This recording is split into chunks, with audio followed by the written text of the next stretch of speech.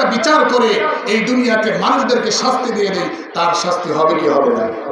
দুনিয়াতেই শুরু হয়েছে। কথা ঠিক না ঠিক? চিল্লা বলেন ঠিক না ঠিক? সুতরাং কারো চোখ রাঙ্গানিতে আমরা আর ভয় পাই না, কারো চোখ রাঙ্গানিতে আমরা আর ভয় পাই না। আগামী দিনে আমরা আর কাউকে ভয় করব না। ভয় করব কাকে? চিল্লা বলেন কাকে? সুতরাং আমাদেরকে চোখ রাঙ্গিয়ে ধমক দিয়ে আর আমাদেরকে চুপ করে থাকতে এই সুযোগ আমাদের না। কথা ঠিক না ঠিক? আপনারা কি রাগ করতেছেন?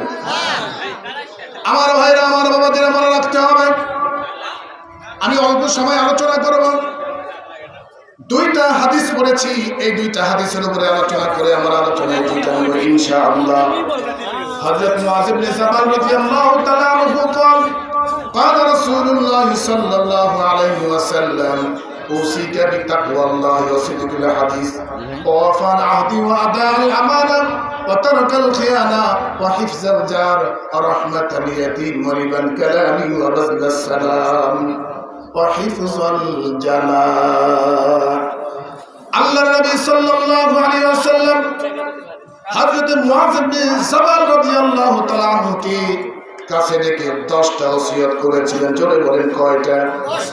10টা ওসিয়ত করেছিলেন। আল্লাহর নবী বলেছেন, ওয়া মুআয ইবনে জাবাল, এই 10টা ওসিয়ত যদি তুমি মেনে আসতে পারো, কাল হাসরের ময়দানে আমি রাসূলুল্লাহ তোমার জান্নাতের জিম্মাদার হয়ে যাব। জোরে জোরে বলি সুবহানাল্লাহ। এক নম্বর ওসিয়ত হলো মুআয ইবনে জাবালকে আল্লাহর নবী তো বলতেছেন, ও মুআয ইবনে জাবাল, 10টা ওসিয়তের ভিতরে 1 নম্বর ওসিয়ত হলো, শুনে যাও, সেটা হলো উসিকা বিতাকওয়াল্লাহ, আল্লাহরে ভয় করে চলো। সুবহানাল্লাহ, সুবহানাল্লাহ। কারে ভয় করে চলো? কথা বলছেন আল্লাহ। আল্লাহরে ভয় করে চলো। আল্লাহরে যদি কোনো বান্দা ভয় করে দুনিয়াতে চলে, তার দ্বারা আর কোনো গুনার কাজ হতে পারে না। চিল্লায় বলেন, হতে কি পারে না? يا أيها الذين آمنوا اتقوا الله حق تقاته ولا تموتن إلا وأنتم مسلمون.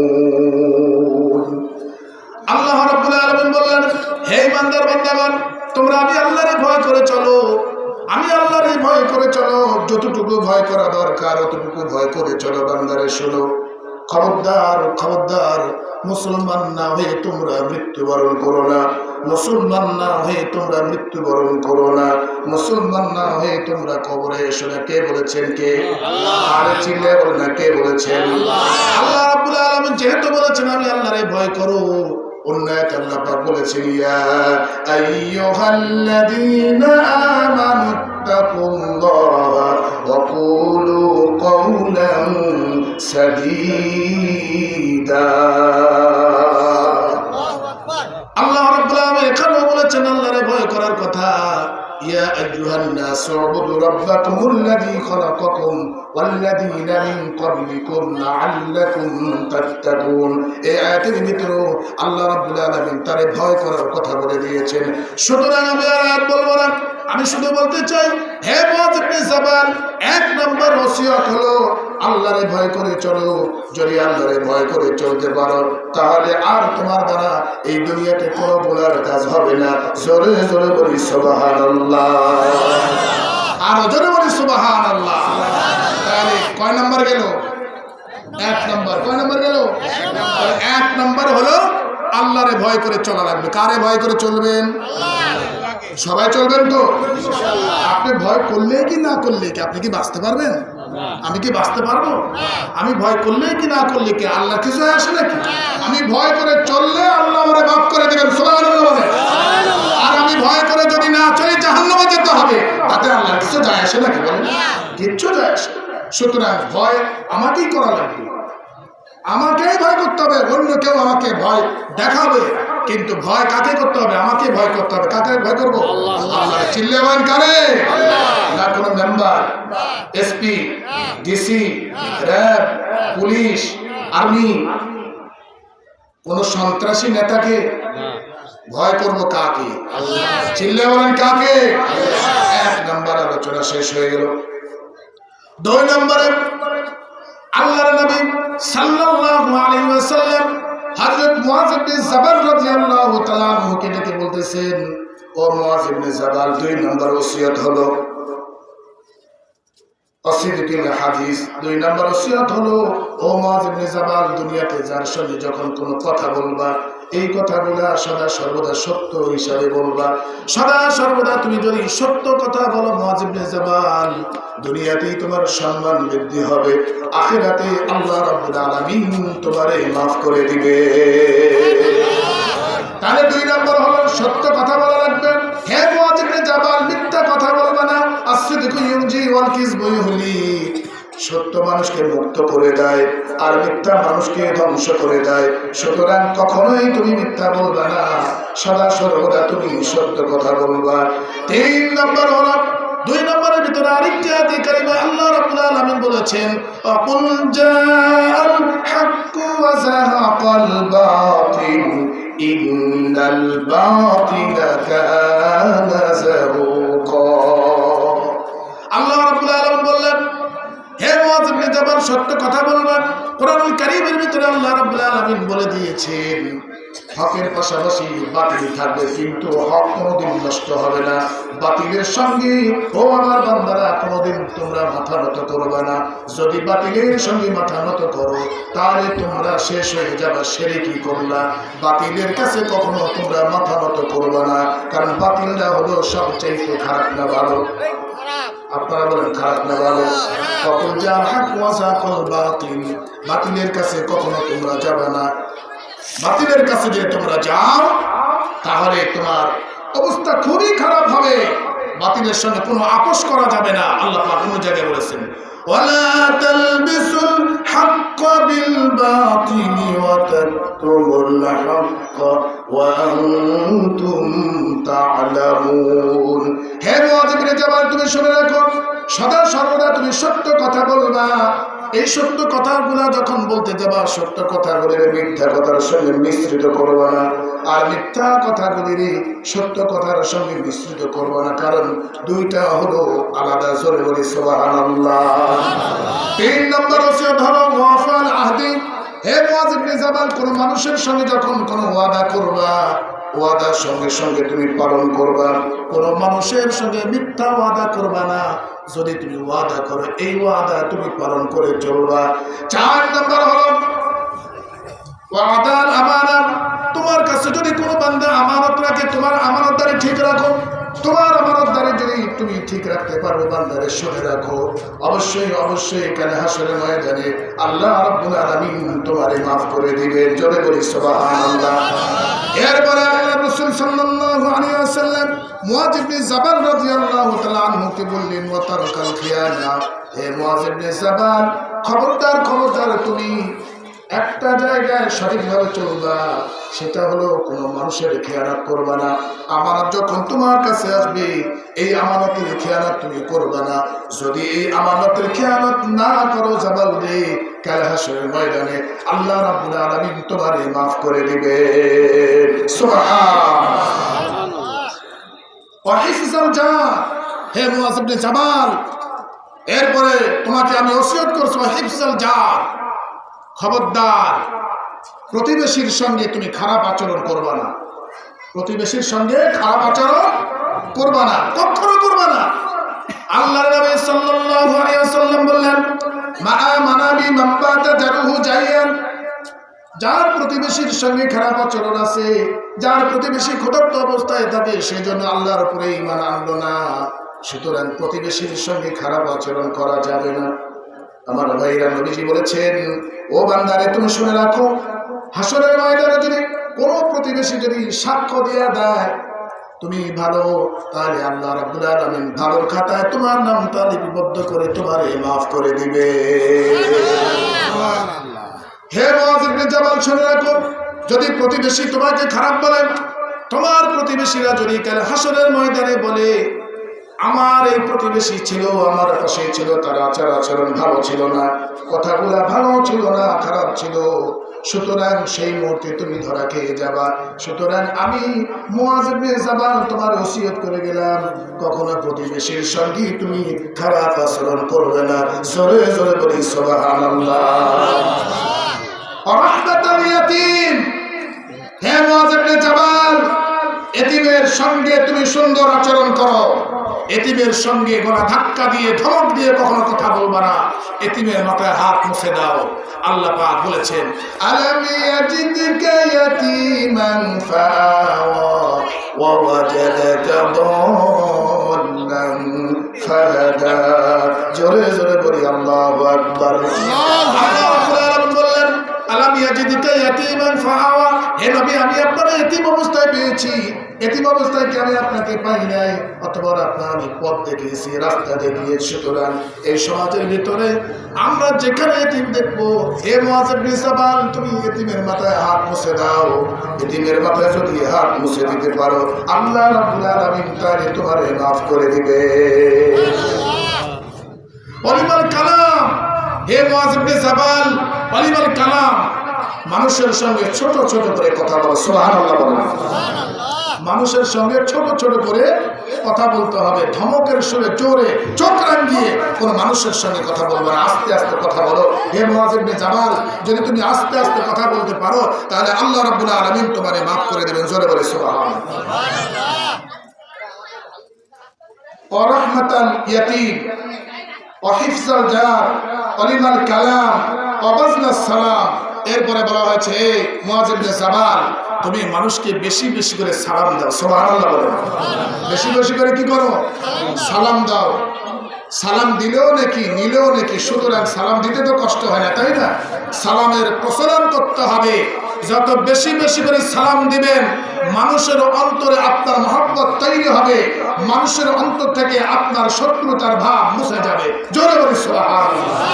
রাসূল আকরাম সাল্লাল্লাহু আলাইহি ওয়াসাল্লাম বলেছেন হে মুআয ইবনে জাবাল তুমি মানুষদেরকে বেশি বেশি করে সালাম দাও। ওয়া হিফজাল জানাহ, 10 নম্বরে বলা হয়েছে হে মুআয ইবনে জাবাল তোমাকে আমি ওসিয়ত করে যাচ্ছি। কি ওসিয়ত? ওয়া হিফজাল জানাহ, তুমি বিনয়ী হও। সুবহানাল্লাহ বলো। তুমি কি হও? বিনয়ী হও। আচরণটা তোমার এত ভালো করো, এমন চরিত্র তুমি করিও গঠন, মরিল হাসবে তুমি কাঁদিবে ভুবন, মরিল হাসবে তুমি কাঁদিবে ভুবন। এমন চরিত্র তুমি গঠন করো যে চরিত্রটা পৃথিবীর সমস্ত মাখলুকাত মনে রাখবে। তোমার ইন্তেকালের পরে আকাশ বাতাস মানুষ পশু পাখি থেকে শুরু করে নিয়ে সমস্ত জন্তুগুলা তোমার জন্য যেন আল্লাহ রাব্বুল আলামিনের কাছে দোয়া করতে থাকে। জোরে জোরে বলি সুবহানাল্লাহ। হে মুআয ইবনে জাবাল তুমি যদি বিনয়ী হয়ে যাও তাহলে হাসরের ময়দানে আল্লাহ রাব্বুল আলামিন তোমারে মাফ করে দিবে। আমার ভাইরা, আমার বাবাজিরা, এই 10টা ওসিয়ত কেন মানতে পারবো না? কি বলেন, মানা যাবে না? 10টা ওসিয়ত অবশ্যই আমাদেরকে মানতে হবে। এরপরে আসেন 7 শ্রেণীর মানুষকে আল্লাহ রাব্বুল আলামিন সেদিন আরশে আজিমের নিচে ছায়া দান করে। কয় শ্রেণীর? সবাই বলেন কয় শ্রেণীর? 7 শ্রেণীর মানুষকে আল্লাহ রাব্বুল আলামিন সেদিন কি করবেন? একেবারে আরশে আজিমের নিচে ছায়া দান করবেন। যে 7 শ্রেণীর মানুষ সম্পর্কে হযরত আবু হুরায়রা রাদিয়াল্লাহু তাআলা আনহু থেকে হাদিস বর্ণিত হয়েছে। হযরত আবু হুরায়রা রাদিয়াল্লাহু তাআলা আনহু বর্ণনা করেছেন ক্বালা সাবআতু ইয়াযিল্লুহুমুল্লাহু ফি যিল্লিহি ইয়ামা লা যিল্লা ইল্লা যিল্লুহু ইমামুন আদিল। 1 নম্বরে কি? ইমামুন আদিল। নেতা আমিরের আনুগত্য স্বীকার করো। ইমামুন আদিল, ইমাম যে কথা বলে, আমির যে কথা বলে, নেতা যে কথা বলে, এই কথা তোমাকে মেনে নিতে হবে। অর্থাৎ বাদশাহ, দেশের প্রধানমন্ত্রী বাদশাহ যে কথা বলে এই কথা তোমাকে মেনে নিতে হবে। কিন্তু আজকে দেখেন, আমি আর কি বলবো, আমাদের দেশেও বাদশাহ ছিল, বহির্বিশ্ব বাদশাহ ছিল। যে সমস্ত বাদশাহরা দেশ পরিচালনা করেছেন তারা বলেছেন এই দেশ মদিনার আদলেই চলছে, এই দেশ মদিনার আদলেই চলছে। বিশ্বনবী সাল্লাল্লাহু আলাইহি ওয়াসাল্লাম যেভাবে দেশ চালিয়েছেন সেভাবেই চলেছে। মদিনার আদলে মানে কি? নবীজি দেশ চালাইছেন সেইভাবে মদিনার আদলে। সুতরাং মদিনার আদলে কি আসলেই আমাদের দেশ পরিচালিত হয়েছে? কি জোরে বলবেন হয়েছে? আমি আর চিন্তায় বলতে চাই না, জোরে জোরে বলে লাভটা কি? আসলে বলেন তো, মদিনার আদলে কি কখনো আমাদের দেশ পরিচালিত হয়েছে? না অন্য কায়দায় হয়েছে? কি কথা বলেন, অন্য কায়দা হয় নাই? আমরা সেটা বলতে চাই না, আমরা সব জানি। জুলুম যিনি করবেন, জুলুমবাজ যিনি, সন্ত্রাসী যিনি, মানুষ হত্যাকারী যারা, খুন খারাপি করে যারা, তাদের স্থান কোনোদিন পৃথিবীতেও নয়, বাংলার জমিনও নয়। কোথায় তাদের স্থান? জুলুমবাজি করে, মানুষকে বাকরুদ্ধ করে, ফাঁসি দিয়ে ধমকায়া বাক স্বাধীনতা হরণ করে কোন মানুষ পৃথিবীতে টিকে থাকতে পারে নাই। কথা ঠিক না? ফিরআউন এরকম তার রাজত্বকালে মানুষদেরকে চিমনি করে রাখতে, একটা কথা বলতে পারে, যদি তার বিরুদ্ধে কেউ কথা বলে তার গর্দান কেটে দেওয়া হবে। সম্মানিত আছেন, সুতরাং পৃথিবীর ইতিহাসের দিকে যদি আমরা তাকাই তাহলে দেখা যায় যারা জুলুম করেছেন, অত্যাচার করেছেন, নির্যাতন করেছেন, নিপীড়ন করেছেন, মানুষদেরকে ধ্বংস করে দেওয়ার ষড়যন্ত্র করেছেন, মানুষদেরকে কষ্ট দিয়েছেন, কেউ কিন্তু বেঁচে থাকতে পারে নাই। কথা ঠিক না ঠিক? চিল্লে বলেন ঠিক না ঠিক?